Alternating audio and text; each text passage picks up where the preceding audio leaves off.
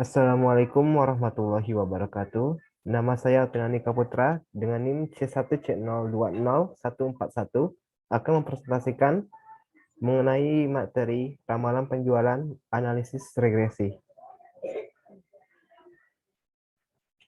Analisis regresi adalah suatu metode analisis statistik yang digunakan untuk melihat pengaruh antara dua atau lebih banyak variabel. Hubungan variabel tersebut bersifat fungsional yang diwujudkan dalam suatu model matematis. Pada analisis regresi, variabel dibedakan menjadi dua bagian, yaitu variabel respons atau biasa juga disebut variabel bergantung, dan variabel explanatory atau biasa juga disebut dengan variabel bebas. Umumnya analisis regresi digunakan untuk melakukan prediksi atau ramalan. Selain itu, analisis regresi juga dipakai untuk memahami variabel yang berhubungan dengan variabel terkait untuk mengetahui bentuk-bentuk hubungan tersebut. Secara umum, manfaat penggunaan analisis regresi untuk mengetahui variabel-variabel kunci yang memiliki pengaruh terhadap suatu variabel bergantung permodalan, pendugaan, atau peramalan. Fungsi dari analisis regresi sendiri ada 4. Yang pertama yaitu memperbaiki kesalahan. Kesalahan ini dapat berhubungan dengan keputusan diambil untuk bisnis. Sebelum diaktualisasikan, keputusan ini dapat dihitung dulu untuk mengetahui hasilnya. Apabila hasilnya keliru, maka bisa diperbaiki. Yang kedua, meningkatkan efisiensi. Rumus regresi juga dapat digunakan supaya operasional bisnis lebih efisien dan menghasilkan output yang diinginkan. Lalu yang ketiga yaitu memperkirakan masa depan. Fungsi ketiga dari regresi itu bisa memperkirakan masa depan yang berhubungan dengan peluang. Rumus ini juga sering digunakan untuk mencoba apakah peluang yang ada tepat untuk diambil atau tidak. Yang keempat untuk memberikan insight baru. Yang artinya itu untuk memberikan pengetahuan terbaru untuk diri kita. Sebagai contoh, Anda ingin mengetahui stok produk yang harus disediakan ketika sedang masuk musim ramai pembeli yang belanja di waktu tertentu. Lalu manfaat analisis regresi ada 3. Yang pertama, membuat estimasi rata-rata dan nilai variabel tergantung dengan didasarkan pada nilai variabel bebas. Yang kedua, untuk menguji hipotesis karakteristik dependensi. Dan yang ketiga, meramalkan nilai rata-rata variabel bebas yang didasari nilai variabel bebas di luar jangkauan sampel.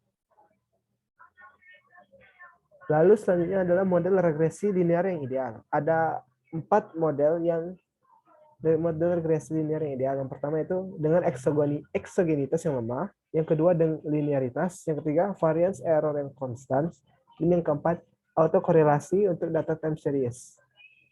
Jenis analisis regresi sendiri terbagi menjadi 2, yaitu analisis regresi sederhana dan analisis regresi berganda. Analisis regresi sederhana digunakan untuk menganalisis satu variabel terikat dengan menggunakan satu variabel bebas. Variabel bebas yang dipilih yang mempunyai hubungan korelasi dengan variabel terikat. Rumus dari analisis regresi sederhana yaitu Y sama dengan A ditambah BX ditambah U, di mana Y sama dengan variabel dependen, yang X sama dengan variabel independen, A sama dengan konstanta, B sama dengan koefisien regresi, dan U sama dengan residual regresi.